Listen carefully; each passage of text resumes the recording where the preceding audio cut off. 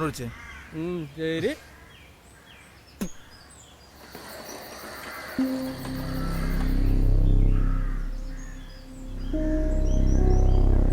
അതെ, ഒരു കാര്യമുണ്ട്. നിങ്ങൾ അടിപൊളി, ഞാൻ പോരാ. നീ ഒരുമാതിരി കോപ്പിലെ പരിപാടി കാണിക്കരുത്. നിന്നെ നോക്കി ഞങ്ങൾ രണ്ടുപേരും കാലത്തോട്ട് കാത്തിരിക്കുന്നതാ. നിങ്ങൾ തുടങ്ങിക്കോ, ഞാൻ പോരാന്ന് പറഞ്ഞില്ലേ. നീ ഒരുമാതിരി വള്ളിക്കെട്ട് കേസെടുത്ത് തലേ വെക്കരുത്. ഇന്ന് ക്രിസ്മസാ. പോലീസ് സ്റ്റേഷനിൽ ക്രിസ്മസ് ആഘോഷിക്കേണ്ട അവസ്ഥ ഉണ്ടാക്കരുത്. അതിലും ഭേദം ഞങ്ങൾ ഈ ക്രിസ്മസ് ഇല്ലാന്ന് വെക്കും. നിങ്ങൾ ഇത്രയും പറഞ്ഞ സ്ഥിതിക്ക് ഞാനൊരു ചോദ്യം ചോദിക്കട്ടെ. ഒരേ ഒരു ചോദ്യം. നിങ്ങൾ ഇങ്ങോട്ട് വരുമ്പോ നിങ്ങളുടെ ബൈക്ക് ഒരു കാർമ തട്ടി. നിങ്ങളുടെ കുറ്റം കൊണ്ടല്ല, പക്ഷെ അയാൾ ഇറങ്ങി വന്ന് ജീസ നിന്റെ ചെക്കട്ടത്തൊന്ന് പൊട്ടിച്ച് വണ്ടി എടുത്തു പോയി. മറ്റൊരു സന്ദർഭത്തിൽ നിങ്ങൾ അയാളെ കാണാണ്. അപ്പൊ നീ എന്ത് ചെയ്യും? പിന്നെ കൊള്ളാടാ മോനെ, വെൽ ട്രൈ എന്ന് പറഞ്ഞ് പുറത്തട്ടി അഭിനന്ദിക്കോ, അതോ അവൻ്റെ കണക്ക് അവിടെ വെച്ച് സെറ്റിൽ ചെയ്യോ? എന്താ ജീസ? അതിപ്പോ ഞാനാണെങ്കിൽ ഇടിച്ചവന്റെ മോന്ത പൊളിക്കും കേട്ടാ.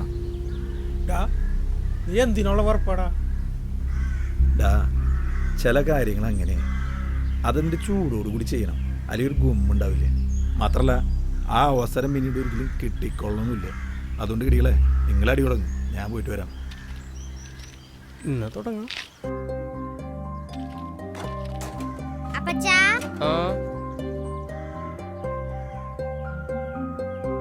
നിങ്ങൾ പറഞ്ഞത് കൊണ്ടുവന്നുണ്ട്.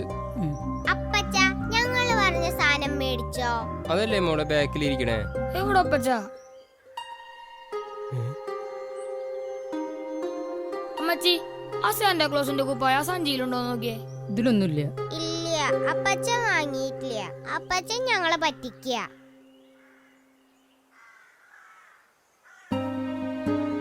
നിങ്ങൾ എന്തിനാ മനുഷ്യ കുട്ടികളെ ഇങ്ങനെ പറ്റിക്കുന്നത്?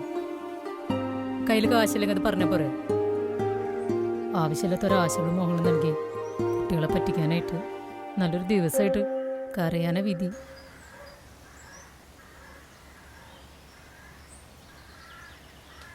നീ അവനൊന്ന് വിളിച്ചു നോക്കിയ.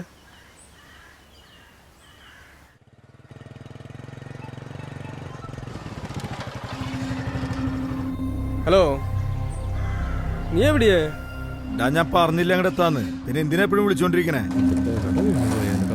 ഞാൻ വിളിക്കാം, പിന്നെ വിളിക്കാം. അവൻ കട്ട് ചെയ്തു.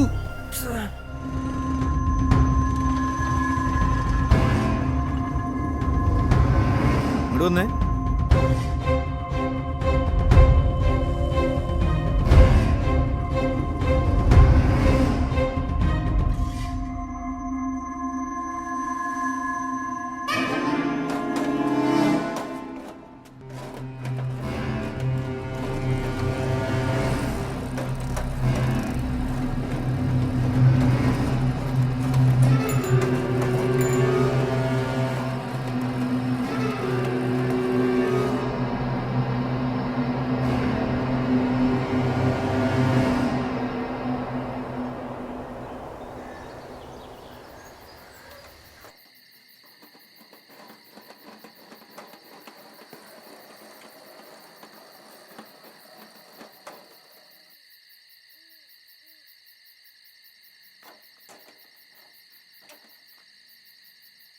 ഏട്ടാ,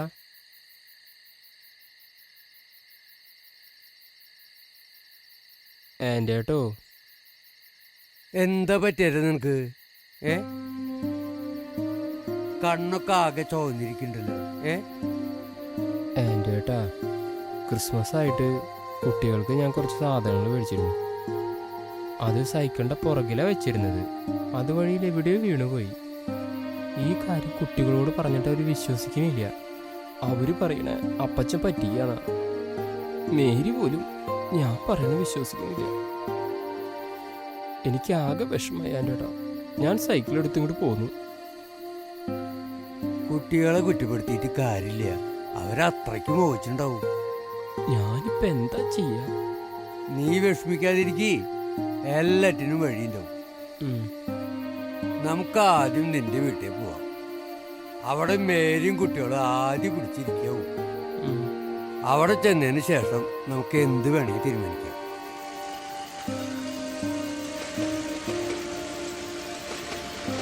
നീ എഴുന്നേൽക്ക്. എനിക്ക് സൈക്കിൾ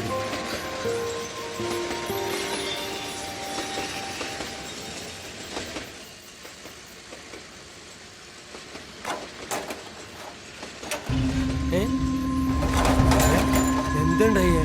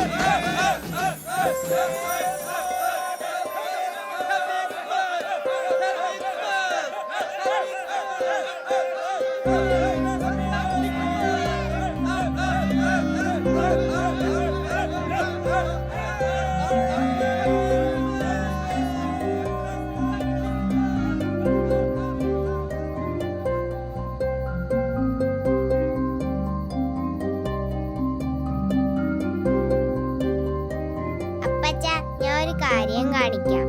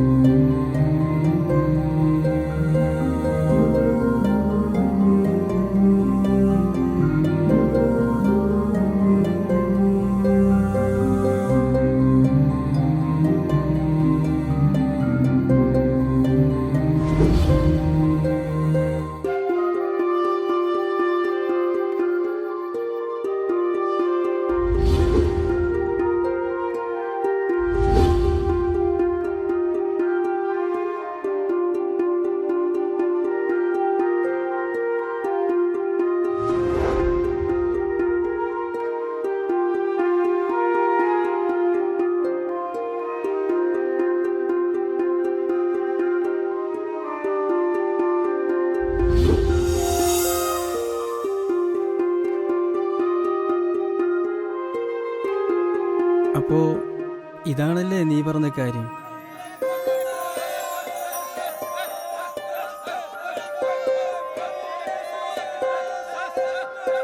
ആ